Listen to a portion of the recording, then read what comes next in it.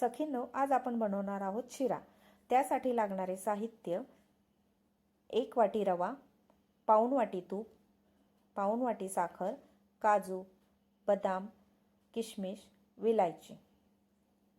सुरुवातीला तूप गरम करून घेऊया।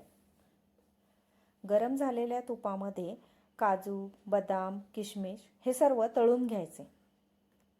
ते सर्व तळून झाल्यानंतर गरम झालेल्या तुपामध्ये 1 वाटी रवा भाजून घ्यायचा।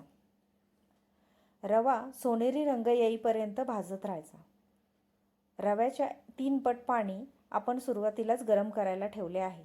ते गरम केलेले पाणी रव्यामध्ये हळूहळू करून ओतायचे।